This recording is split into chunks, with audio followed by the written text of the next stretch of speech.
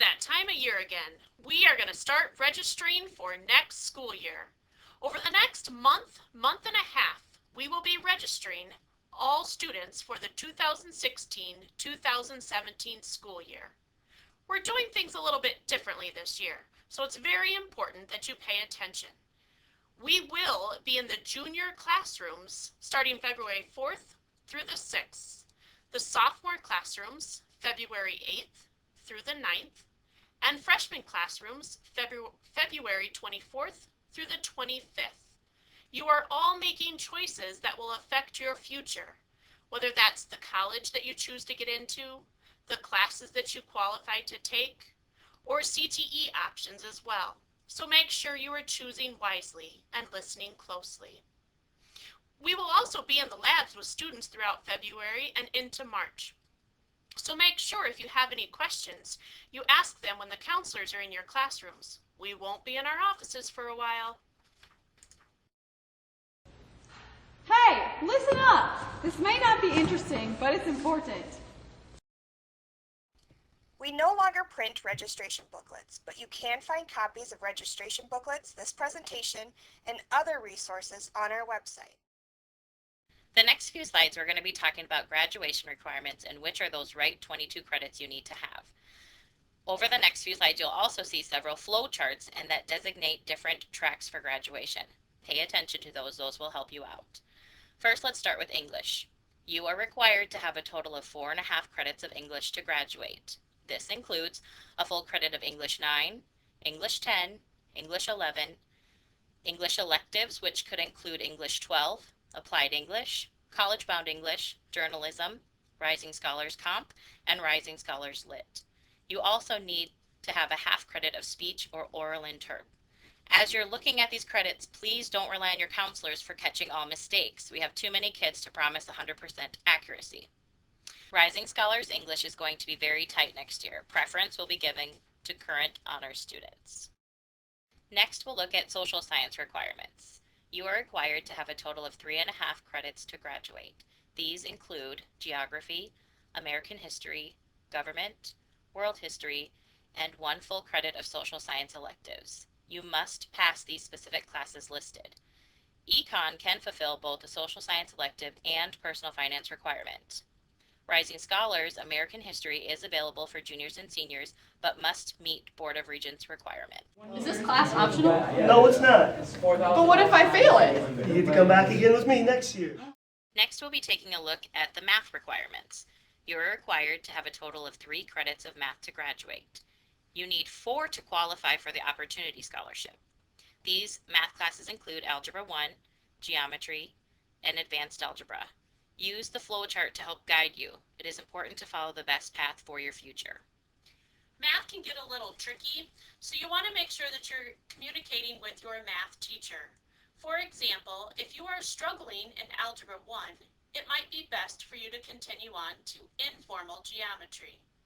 If you are currently in informal geometry, or if you are struggling in regular geometry, your best class might be Advanced Foundations instead of Algebra 2.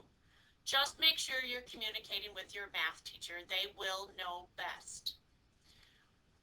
Please keep in mind that informal geometry and advanced foundations are not accepted by NCAA and are not the best option for college-bound students. We also have a new math option for next year.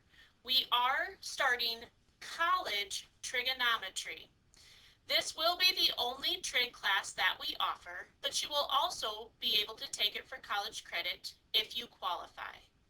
All 3 college classes, trigonometry, college algebra, and college calculus, you will have to pass another math requirement test in order to take the class for credit. That test will be taken in the spring at Brandon Valley High School if your ACT score does not qualify. Now let's look at science. You will need a total of 3 credits to graduate. These classes include physical science, biology, and chemistry or physics. Remember, you need to have 4 science credits in order to qualify for the Opportunity Scholarship. Integrated science can also count as your 3rd science. However, it will not prepare you for college and it is not accepted by NCAA. You will also notice that there is no longer an AP biology class being offered. We are in negotiations with a few different colleges to offer college biology, so we are putting it in the registration booklet, and please sign up for that class if you're interested. If you don't take physical science, you have to take physics. You get to take physics. Other graduation requirements include 1 full credit of fine arts and a half a credit of physical education. For economics and personal finance, you only need to take one class or the other. Remember, if you take econ, it will count as your social studies elective and your personal finance credit. Also remember that the only sophomores allowed to take personal finance are the ones that have completed geometry with no semester grade below a B-. Otherwise, you need to wait until your junior year to take personal finance or econ. You need 1 full credit of computer science. Computer apps is a prereq for other computer classes at BVHS. Health is required for graduation. Many of you fulfilled this at BVMS. If you did not attend middle school in Brandon, or you do not see it on your transcript, see your counselor. Minus or above to proceed beyond R1.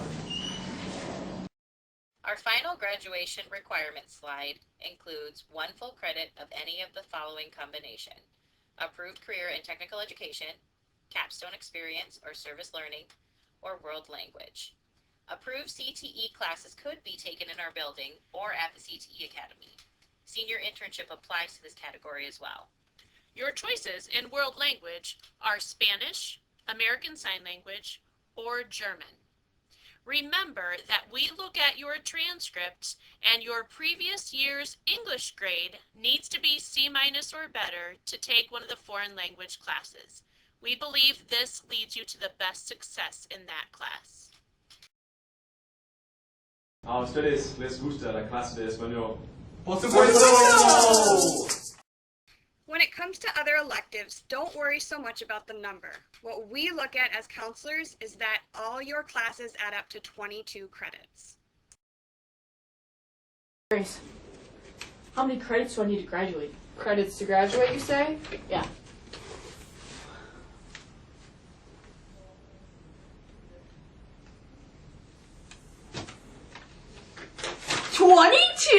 But the right 22, my friend. Freshman only once, but you can be a sophomore forever. Graduation class determination is based on the number of credits you have at Brandon Valley High School, not necessarily the way it is at some other schools. So, just because you're in your 3rd year does not necessarily mean that you would be a junior. Any student who has from 0 to 5 credits would be considered a freshman. Students who have between 5.5 and 10.5 credits would be considered a sophomore. Students with 11 to 16 credits would be considered a junior. It takes 16.5 credits to be a senior. Although you do need to know that at semester time, 2nd semester, we reevaluate everybody and the numbers go up. So please check with your counselors if you have any questions about your class status. Just as Dr. Telcott said, class placement is very important, and it even has an impact on late arrival, early release, junior-senior test exemption, and even prom. I'm gonna go to prom. No, you can't. You don't have enough credits. But what about my dress? Sorry, no credits. We understand that not all of you will attend a South Dakota State University.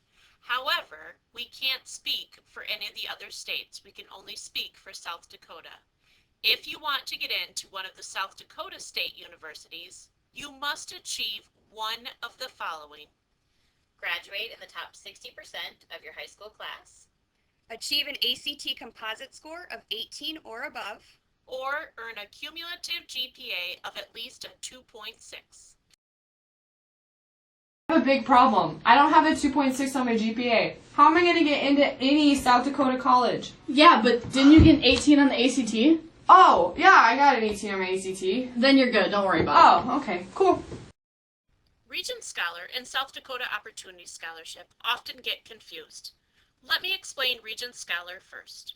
To become a Regent Scholar, you must have an extra math, an extra science, and you must have 2 credits of a foreign language. You also may not have anything below a C on your transcript. You have to have at least a 3.0 GPA, and you can be a Regents Scholar. This gets you a certificate and automatic acceptance into any of the 6 South Dakota universities. Now, for the South Dakota Opportunity Scholarship, it includes an ACT score of at least 24 or higher to qualify. You still can't have anything below a C on your transcript, and you must have a GPA of at least 3.0. You have to take the extra math and the extra science. However, to be an Opportunity Scholar, you could either take the 2 credits of CTE or the 2 credits of foreign language. Additionally, with the Opportunity Scholarship, if you have an ACT score of 28 or higher, it doesn't matter what classes you have taken on your transcript or what grade you have on your transcript. If you become an Opportunity Scholar winner, you will get $6,500 total if you go to a South Dakota institution. The South Dakota Opportunity Scholarship application is not due until the September after you graduate. This is also a scholarship that, as long as you meet these requirements, you will receive if you're going to a South Dakota school. It won't work if you're going out of state, but it never hurts to try. Regent Scholar! Yes! Woo! You don't get the check though. Oh.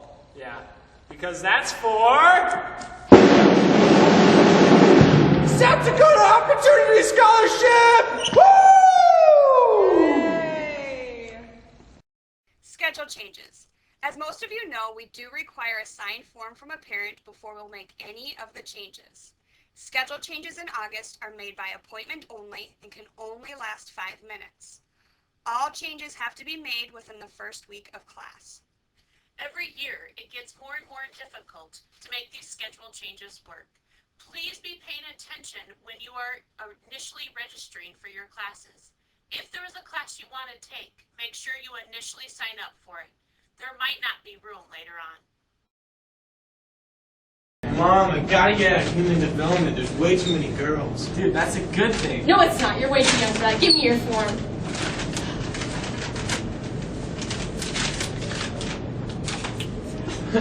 Hey, can I switch out of human development to like a cooler class now? Do you have your form? No, I forgot it at home though. My mom kept it. The class is full anyways, dude. We also understand that there are times where you might have to drop a class. Either you didn't get the schedule change done within that first week, or the class just isn't working out for you. If there is a time when you want to drop a class, you will have to fill out a drop a class form that is required with a parent signature, a teacher's signature, and also a principal's signature. If you drop a class, you will be put in a study hall. If you are in a dual enrollment class and you decide to drop after the high school drop date, but before the college drop date, you will receive a W on your transcript because your high school transcript has to match your college transcript. Although a W isn't an F, neither one of them earn credit. Oh shoot! I dropped the glass. Now I gotta take a study hall. No. Class. Drop a class. C-A-L-A-S. Okay, thanks. Woo. Thanks. If you are a student interested in mid-year graduation, the first step is to meet with your counselor to see if this is an option. This meeting should be done the spring of your junior year. If you and your counselor do decide that it's possible to graduate at mid-year, you need to remember that there will be a separate mid-year graduation ceremony as long as there are enough confirmed graduates. If for some reason there aren't enough confirmed graduates for a mid-year graduation ceremony, you will graduate with your classmates in May. However, once you are done at mid-year, you are no longer considered a student of Brandon Valley High School. Seniors, we know that you have been looking forward to late arrival and early release. However, when it comes time to register, Make sure you register for 2.5 credits per semester. Oh my gosh, oh my gosh, oh my gosh. Next year, I want 2 through 6 periods so I can sleep in and get out of school early. Give me one of give me one of those. What are you doing here? This is my time with the counselor. No. Get away. I want to sleep in. There are going to be times that some of you might have to repeat a course while in high school. One thing you need to remember, if you fail one of the required courses we mentioned earlier, you will have to retake that class at some point, or you will not graduate, and you will not be able to walk across the stage. If you repeat a course, your transcript will show all grades, no matter how you retake the classes. If you are looking for it to change your GPA when you retake a class, you must retake the class in the same circumstance as you took it this first time. One thing to remember, if you are retaking a class that included a semester test the first time, you will have to take the semester test the second time, even if you are exempt. Bio again. Good thing you don't have to take the semester. Oh, that's true. No, that's not actually true. You guys might want to keep in mind that even if you failed the class, that you still have to take the semester test. Even if you're exempt, you still have to take it. So you ladies might want to rethink your strategy, because this could ruin your weekend. Okay, so yeah, fat guy gotta eat. Here's an example of a student's transcript where they retook a class. You will notice they took Algebra 2 twice, once as a junior, once as a senior. If you look in semester 1, their junior year, they received a D in Algebra 2. Their senior year, they received a C-. Therefore, the counselors have taken off the credit towards the GPA for the junior year first semester. However, that D will always remain on the transcript. Another thing that is important to remember, if you retake a class, the counselors have to take your second grade. So make sure that the second time you take the class, you do better. Credit recovery is a little different than just retaking the class. Credit recovery is when you retake the class through our Edgenuity system, which is computer instruction, or through summer school. If the class is recovered on Edgenuity during the school year or at summer school, your GPA will not change and both grades will still remain on the transcript. Edgenuity classes are only used for recovery. These are not classes you can sign up for on your own. This is only with administrative approval. Here we have a transcript of a student that retook a class for credit recovery. This is only done if you actually fail the class, not just to get a better grade. Notice this student retook Algebra 1 because they failed second semester. Notice the GPA will not be affected and the grade still remains on the transcript. They retook Algebra 1 through the Novanet system, which is now our Edgenuity. They received a C. Through Edgenuity, you are able to retake a second semester class, first semester, and vice versa. So your transcript will actually say Novanet or Edgenuity and specify the semester. Because we have Edgenuity or Novanet listed on your transcript, it is possible that places like NCAA or colleges will notice the difference and might not accept the credit. Grades aren't the only thing that's important in high school. It's also important to become involved. Research shows that students who become involved in extracurricular activities are actually more successful in school. You can go to our website to find a full list of all the ways you can be involved in Brandon Valley High School. Man, I just really love this sport, you know. Soccer is just really fun. I really hope I get a good grade at soccer. Grace, you don't get a grade for sports. What? You don't get a grade for sports? No. When we're in your classrooms, we are going to be bringing copies of your transcript. On your transcript, you will see your current GPA calculated. This slide shows you how to calculate your GPA. Notice that an A for a half credit is 2 points. A B for a half credit is 1.5, and so on. One thing we do want you to notice is that a B plus, or a B minus are all 1.5 for each of them. It does not matter if it's a plus or a minus. It's also important when we give you your transcript to double check your GPA. If you see anything wrong or it doesn't look right to you, make sure you let your counselor know. Please also know that we do not weigh our GPA. Another way to earn credit is through the CTE Academy in Sioux Falls. Our students have the opportunity to take courses not offered at our building. To be considered, administration will look at the following criteria: course appropriateness, past student performance, and previous attendance and behavior records. My name's Kyle Spanton. I'm a senior here, and I've taken Intro to Engineering, and I'm currently enrolled in Engine Performance. I think CTE is a great for you if you want to get a head start in any career you plan on following, or if you just want to learn more about something you're passionate about. I also think it is a great way to meet friends that share common interests with you.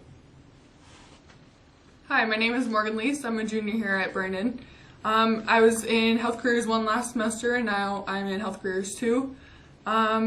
I recommend CTE because you do a lot of hands-on activities there, and also you get to meet people from Sioux Falls School District, so you expand your friendships there, and also you expand your knowledge for what you want to do. So for me, healthcare, I get to do internship, which allows me to figure out what I want to do when I get older. I recommend it mostly so that you don't wasting your money first semester and then find out that, oh, you don't like what you're doing there, and then you end up wasting all of that money. So. Hi, I'm Maggie McGee. I'm a junior at Brandon Valley.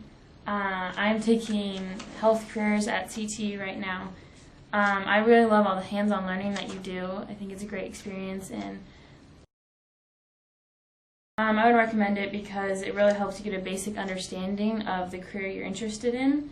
It can also help you know if you're not interested in it, and it really gives you a head start for your future career. There are many programs available at CTE. Some include aviation, health science, and human services. If you are interested in any of these program offerings, you will need to ask your counselor for the course booklet and registration form when we come into the classroom. At Brandon Valley, we have a lot of opportunities to take rigorous classes. Your honors classes are going to prepare you for AP level classes or college level classes. Our AP classes have the opportunity to take an AP test in May. This could earn you college credit depending on the college preference and the score received on the AP test. Typically, an AP test is scored 1 through 5. A score 3 or higher will typically get you college credit at most colleges. Spanish 4 is the only CLEP test that Brandon Valley uses at this time. That is also a college placement test and could earn you college credit depending on the college you attend. Rising Scholars classes are another way to earn potential college credit while still at Brandon Valley High School. These are university classes taught at our school, but earning college credit through Northern State University. These classes are only offered to juniors and seniors, and they must meet eligibility requirements before you can take these classes. Juniors must have an ACT of at least 24, or rank in the top third of your class, or have a GPA of 3.5.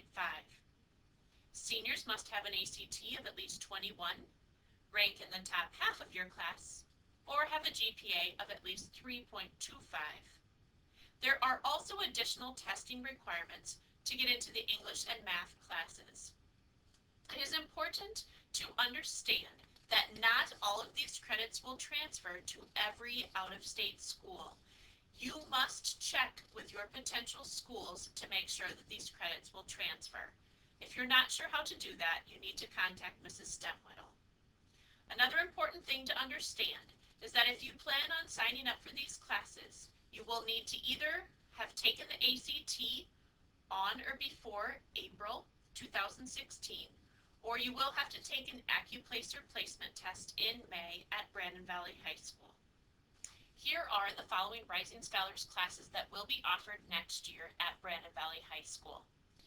Notice that the 2 English classes are each a semester long, as well as the history classes. College Algebra, College Trigonometry, and College Calculus are all a year long. All classes are worth 3 college credits, although Calculus is worth 4 college credits. Remember that high school credits are different. A semester of these college classes is still only worth a half credit for your high school transcript.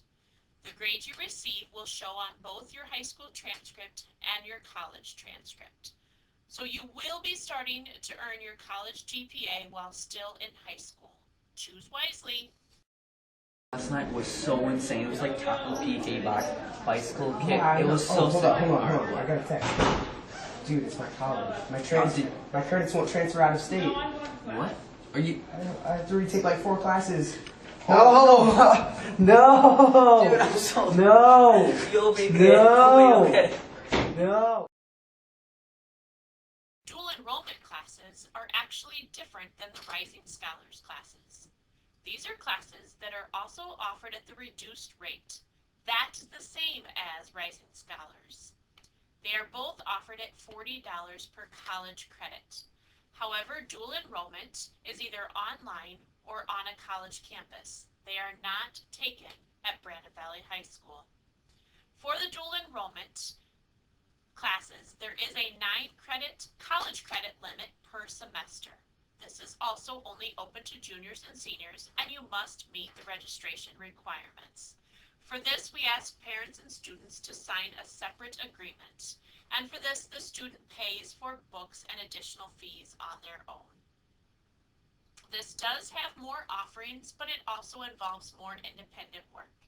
If you think you're a dual enrollment student, you need to talk to one of your counselors. When it comes to credits being accepted, dual enrollment and Rising Scholars aren't the only classes you need to think about. If you are considering playing sports at the collegiate level, you need to make sure that you take classes that are approved. NAIA and NCAA are 2 associations that students can join to be eligible to play sports in college. When thinking about this process, it's best to start early. Both NAIA and NCAA have fees involved. We recommend starting the eligibility process your sophomore year of high school. Links to NAIA and NCAA can be found on the counselor's website. First, we'll talk about NAIA. To be eligible to play for an NAIA college like Dakota Wesleyan or Mount Marty, students must register for NAIA. To be eligible for NAIA, students must graduate from high school and meet 2 out of the 3 of the following. Achieve an ACT composite score of 18 or higher, achieve an overall high school GPA of 2.0 or higher, or graduate in the top half of your high school. Now we'll talk about NCAA. NCAA is one of the more difficult associations to be part of. As most of you know, NCAA is made up of 3 divisions. D1 schools like SDSU and USD, D2 schools like Augustana University, Black Hills State University, South Dakota School of Mines and Technology, and the University of Sioux Falls. D3 schools are similar in size to a lot of NAIA schools. The specific requirements for D1 and D2 can be found on this slide. D1 and D2 schools are the only divisions of NCAA that can award athletic scholarships.